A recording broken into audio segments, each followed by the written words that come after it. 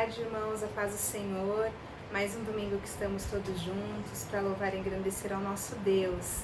Então, que você possa convidar o Senhor a se fazer presente aí no seu lar, com a sua família, e que nós possamos louvar o Senhor, entregar diante dele o nosso coração nessa tarde, amém?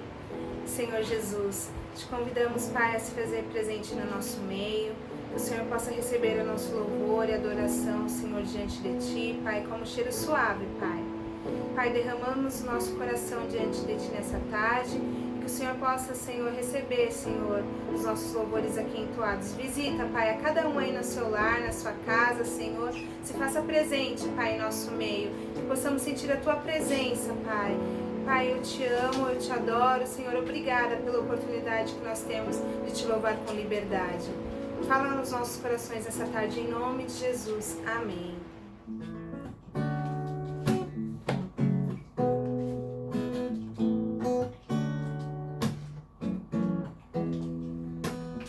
Eu vejo a glória do Senhor hoje aqui, a sua mão, o seu poder sobre mim. Os céus abertos, hoje eu vou contemplar o amor descer neste lugar. Eu vejo a glória do Senhor hoje aqui, a sua mão, o seu poder sobre mim. Os céus abertos, hoje eu vou contemplar o amor descer neste lugar. Eu quero ver agora o seu poder, a sua glória inundando meu ser. Vou levantar as mãos e vou receber, vou louvando teu nome, porque eu sinto o Senhor me tocar.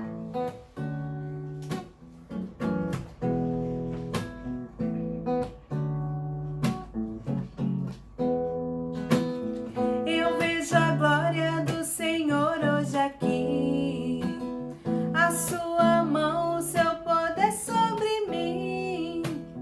Os céus abertos, hoje eu vou contemplar o amor descer neste lugar.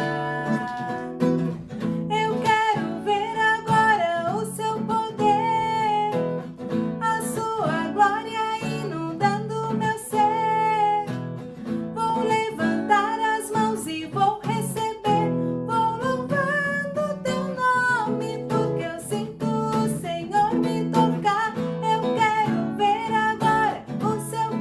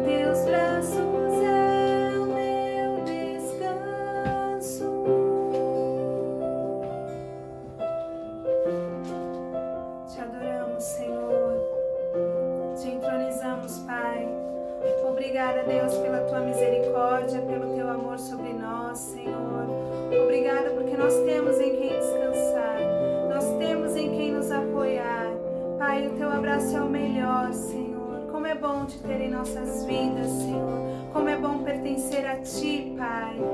Oh, Jesus, muito obrigada, Pai, que possamos descansar em Ti, Senhor, no nosso dia a dia. Aleluia, Te agradecemos, Pai. Aleluia. Aleluia. Amém, irmãos. Como é bom estar com os irmãos em mais um domingo. Que o Senhor possa abençoar a vida de cada um. Hoje é um domingo muito especial, porque é aniversário da minha irmã, Aline. É dia da Bíblia também, irmãos. E dia da Bíblia, irmãos, isso mesmo. Então, que Deus possa abençoá-la e que os irmãos possam estar orando pela vida dela, amém? Muito obrigada, um bom domingo e fiquem com Deus. Paz e graça, hoje é dia 13 de dezembro e é o segundo domingo do mês de dezembro e pela Sociedade Bíblica do Brasil, essa foi a data escolhida para comemorar o Dia da Bíblia.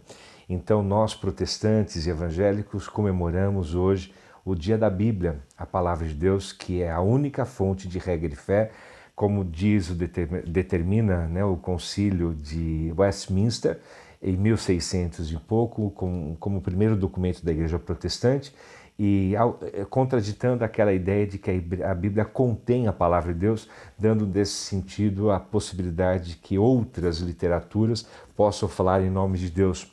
Então nós protestantes e evangélicos acreditamos que a Bíblia é a única fonte de regra e fé desde a Reforma Protestante. Queridos, eu quero convidá-los agora para fazer junto comigo mergulhar na história da Bíblia e poder entender como que Deus tem um plano perfeito sobre isso, né? Começamos com a nossa jornada com Moisés, né?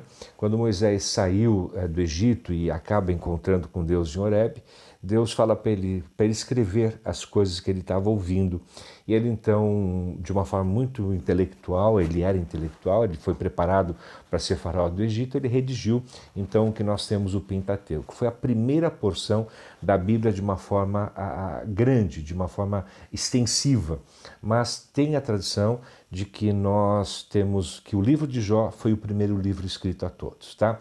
Existe uma ciência chamada alta crítica, que ela faz os estudos dos textos bíblicos que são encontrados ao redor de todo o mundo. Então a alta crítica tenta encontrar argumentos, justificativas, com testes de laboratório, com exames extremamente avançados para determinar a origem, o ano e a forma daquele texto e o que ele quer dizer. Às vezes é um fragmentozinho muito pequeno, mas ele é considerado de uma forma muito importante e normalmente, atualmente, é na Universidade Hebraica de Jerusalém que nós temos o centro de estudo sobre a Bíblia, tá?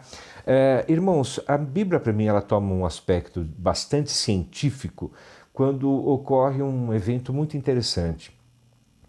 Alexandre o Grande, um grego, um menino formado aos pés de Sócrates, né, aquele filósofo que a gente conhece, ele tinha o ideal, né, de que todo mundo da época se tornasse um mundo helênico, ou seja, que aceitasse a cultura grega como sua cultura. Então ele fez uma invasão que não matava as pessoas de uma forma corporal, mas matava a cultura. A gente tem que reconhecer isso. Contudo, isso abre preceito muito importante para uma das coisas científicas sobre a Bíblia, das mais importantes.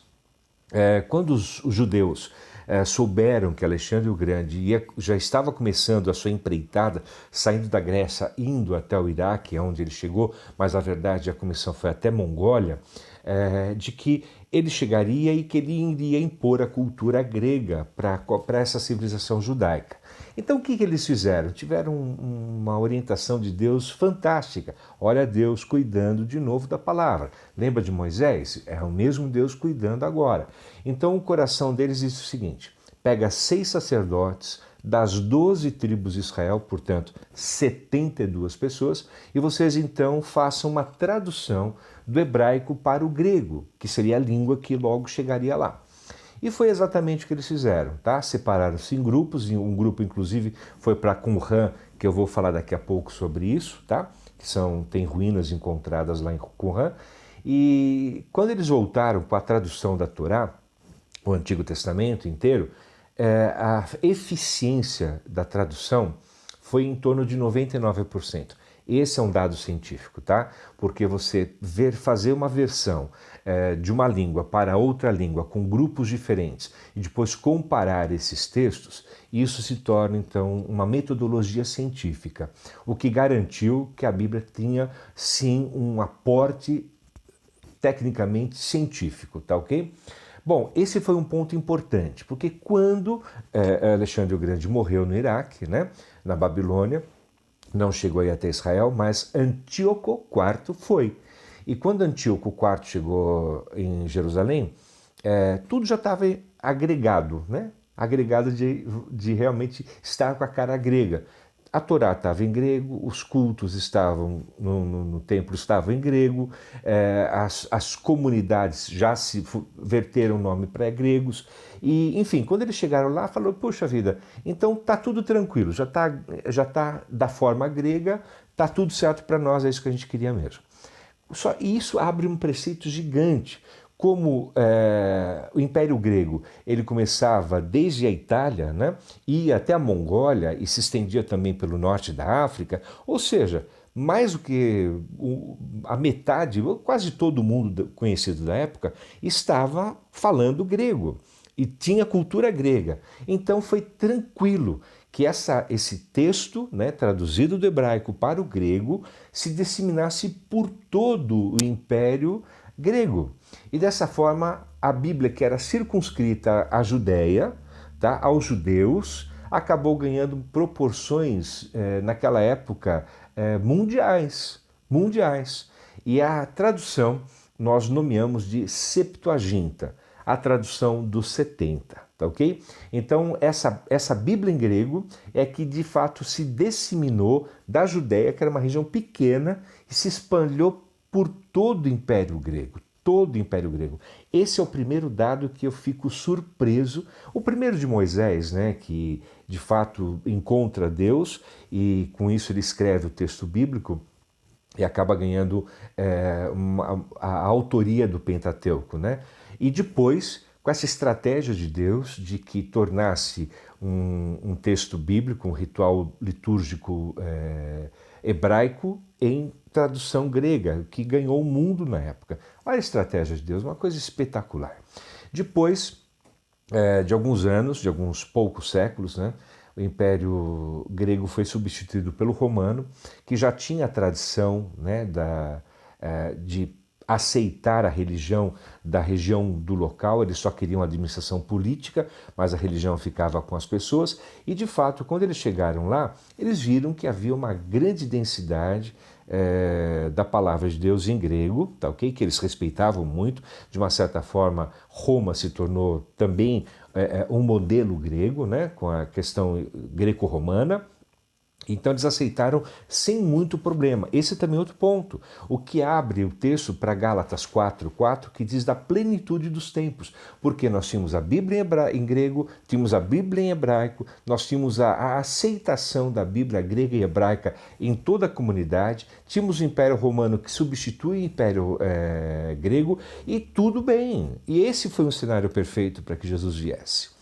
Preparado de uma forma exclusiva, preparado para isso mesmo. E aí a palavra de Deus continuou circulando abertamente no Império Romano, uma vez que todos os caminhos levavam para Roma. O que significa isso? Que haviam estradas mesmo, tá? Pessoas pavimentadas, com luz, soldados entre todo o Império Romano, saindo desde a Mongólia, volta a falar, até a Europa, descendo pela África também. Ou seja, em qualquer lugar, alguém podia pegar uma porção da Bíblia e levar embora, tá ok?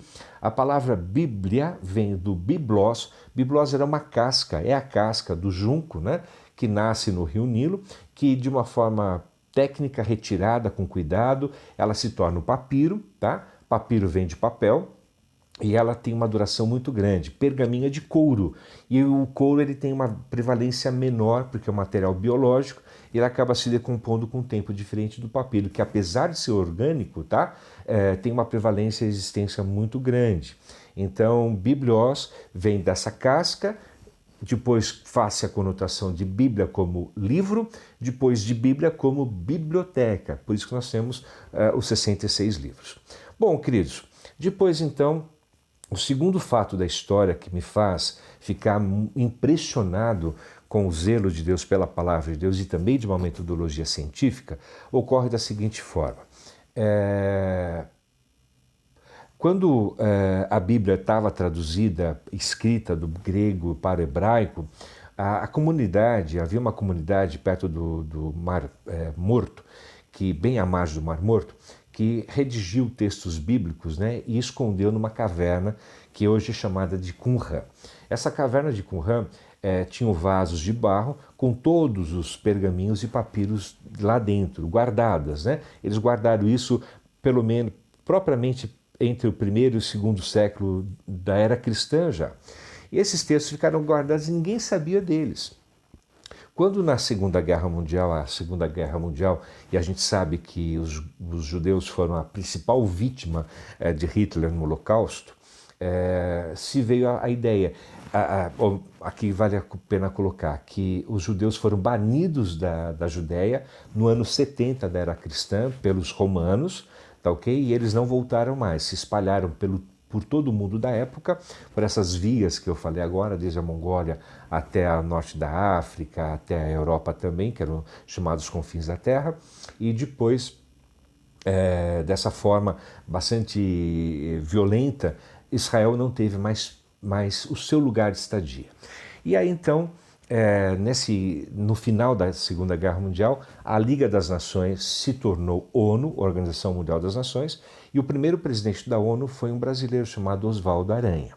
E Oswaldo Aranha estava muito preocupado com a questão judaica, uma forma de indenização, de devolver partes do império, partes da terra da Judéia para os judeus, uma vez que quem comandava essa região eram os ingleses, tá? Não eram os árabes, eles estavam lá subjugados pelo império inglês. Então havia essa possibilidade. E Getúlio Vargas, sabendo dessa inclinação do Oswaldo Aranha, mandou um documento dizendo que você está proibido de aprovar a Constituição do Estado de Israel. Você, como presidente, você vote contra o Estado de Israel. E nessa Assembleia, quando a pauta seria essa, constituir ou não o Estado de Israel, estava já em andamento, Oswaldo Aranha interrompe, antes de chegar na letra B, B de bola, B de Brasil, ele interrompe a sessão e ele começa a fazer um trabalho de lobby. Lobby é convencer, né? Convencer as pessoas que iriam votar para que concedesse sim que Israel voltasse para sua região.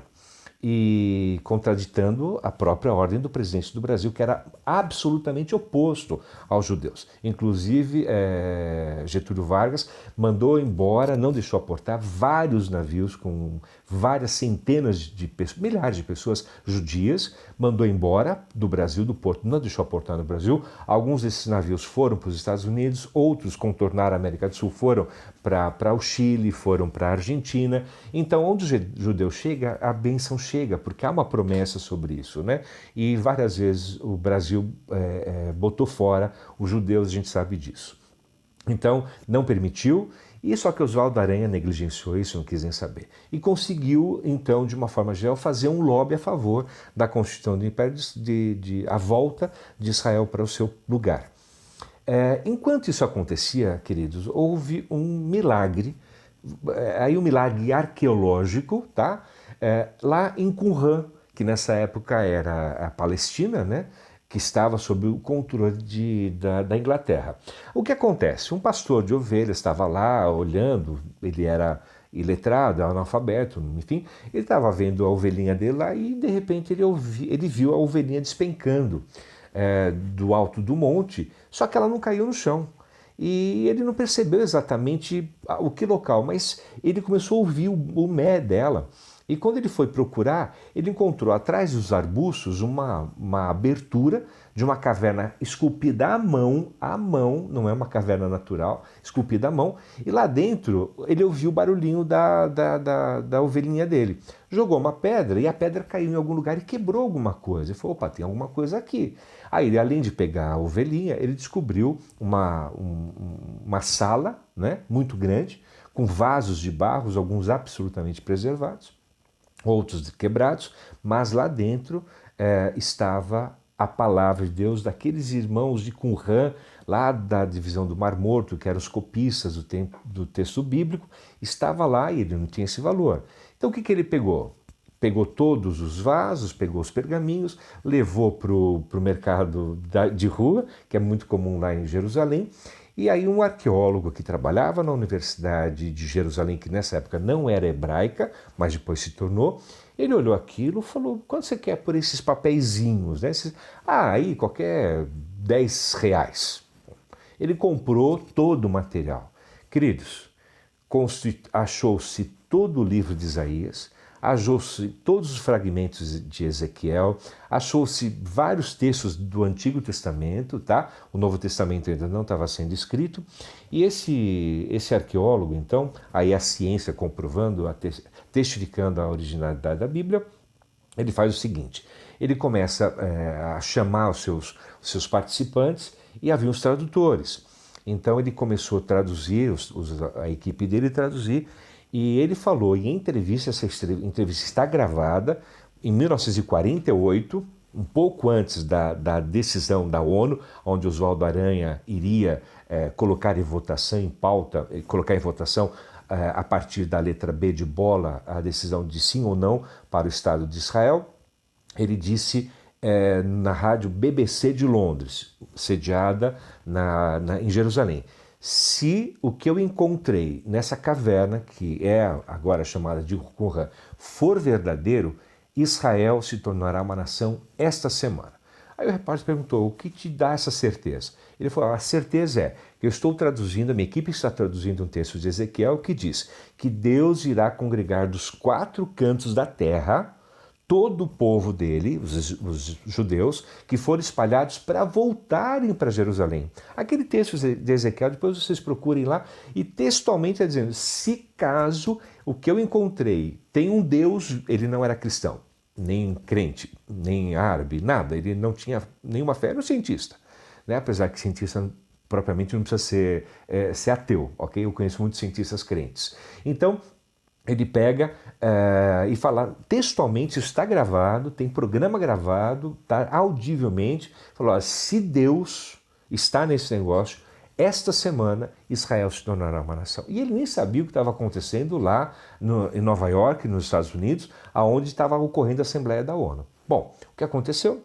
Que Oswaldo, voltando para a ONU, a Assembleia da ONU foi reaberta por Oswaldo Aranha, e o primeiro voto para a Constituição do Estado de Israel foi de Oswaldo Aranha, do Brasil, contraditando a orientação de Getúlio Vargas. Então, a partir do primeiro voto de Oswaldo Aranha, todos os outros votos, praticamente unanimemente, a partir do Brasil, foram votando a favor, e quando aquela Assembleia terminou, Israel ganhou uma nação. E aí se confirma aquilo que o arqueólogo lá em Jerusalém já tinha falado na BBC de Londres, que se Deus fosse o Deus da Bíblia, enfim, se houvesse um Deus de verdade, aquilo que ele achou comprovaria cientificamente que Deus era de fato o autor da palavra de Deus. E naquele dia isso aconteceu. E Oswaldo Aranha nem sabia disso, queridos, nem sabia. Isso foi exatamente coincidente no mesmo período histórico.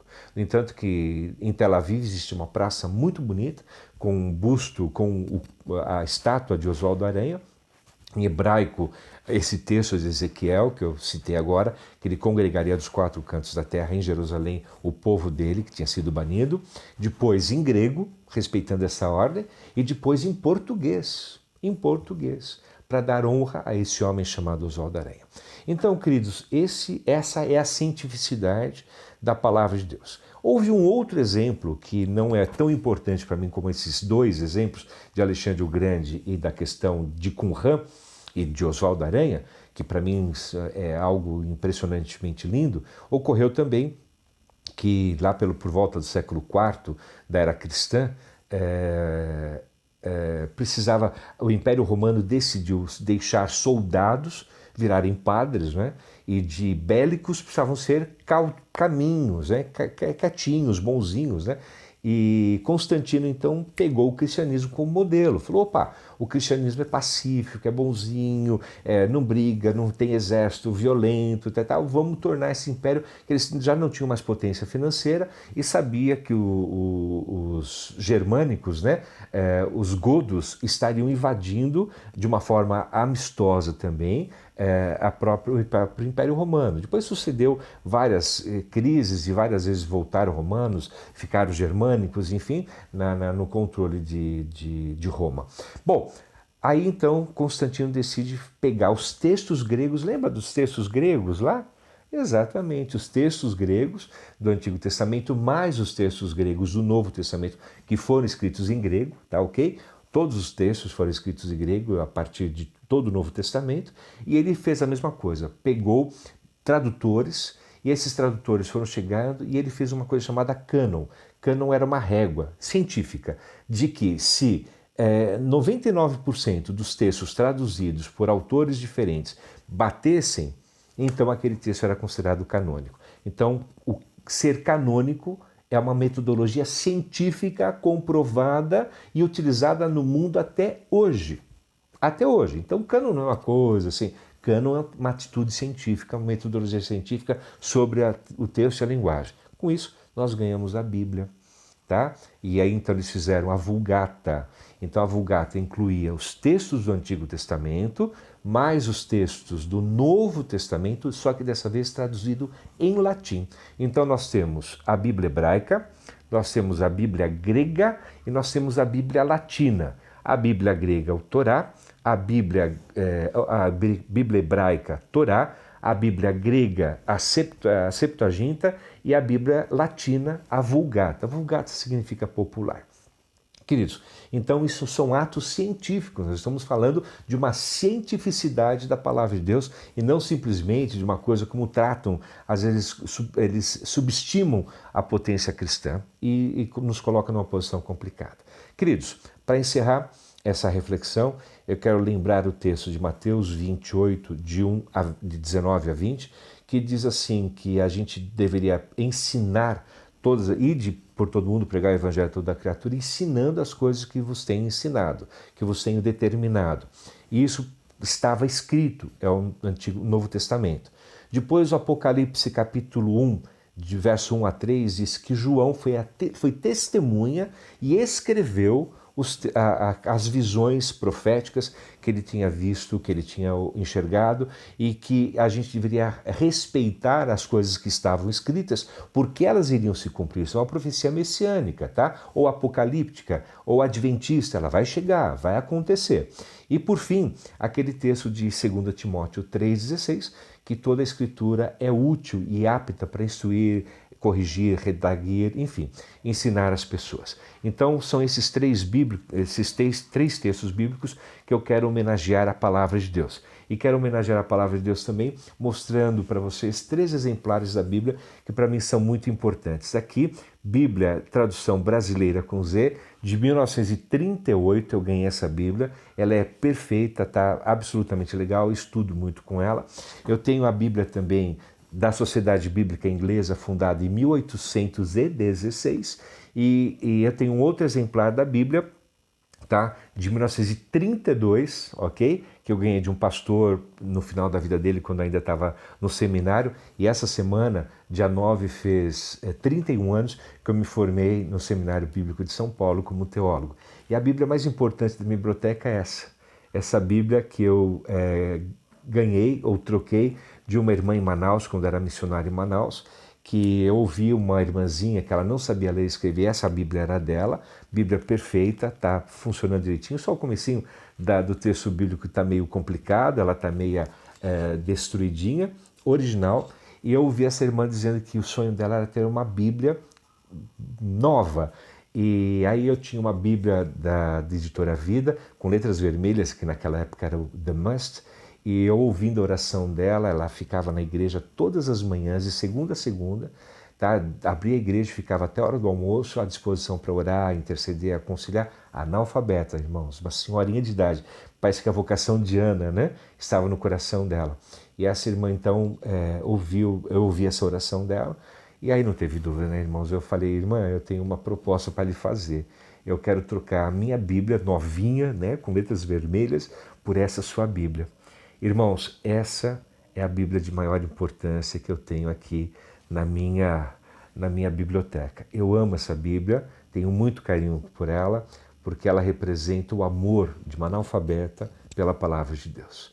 E, acima de tudo, a sede de poder ter uma Bíblia nova, o que me faz pensar que todo cristão pode renovar a ação da palavra de Deus. Deus quer falar com você, a palavra de Deus é o caminho desse, por isso que Jesus é Logos, né? O Logos está escrito na Bíblia desde Gênesis até Apocalipse. E a gente pode tornar nova toda a leitura da Bíblia, de hoje para todo sempre. Que a Bíblia seja homenageada hoje, no segundo domingo de dezembro, porque a Bíblia é a palavra de Deus, na qual ele zelou com cuidado e com zelo. Vamos orar? Senhor, obrigado pela palavra de Deus que o Senhor, de uma forma tão bonita, nos deu. Ela está conosco aqui agora, a gente pode usar dela. Ela nos ilumina, ilustra, Pai amado, e esse ano na pandemia, quantas vezes a palavra de Deus, a Bíblia, falou ao meu coração, Senhor. Me orientou, me deu discernimento, me deu entendimento, me animou, me tirou da depressão, da angústia, da tristeza, da irritação. O Senhor me deu o foco de futuro, de ver coisas, me deu planejamentos pela palavra de Deus. Porque a palavra de Deus, como diz 2 Timóteo 3,16, é apta para qualquer boa obra diante de Deus. Obrigado, porque o Senhor nos trouxe a Bíblia. Antes de mais nada, o Senhor nos trouxe o Logos, o seu Filho, que traduziu para a nossa linguagem, a sua linguagem eterna de amor para todos sempre. Te esperamos, Jesus. Volta. Nós te louvamos, porque a palavra de Deus diz que o fim, alfa e ômega, irão juntar-se e na eternidade a gente vai poder usufruir de toda a palavra de Deus, saboreando-a, vendo Jesus, vendo Deus simbolicamente como luz, encontrando todos os santos. Obrigado, Senhor, em nome de Jesus. Me despeço, fiquem em paz, leiam a Bíblia e se renovem todos os dias. Paz do Senhor.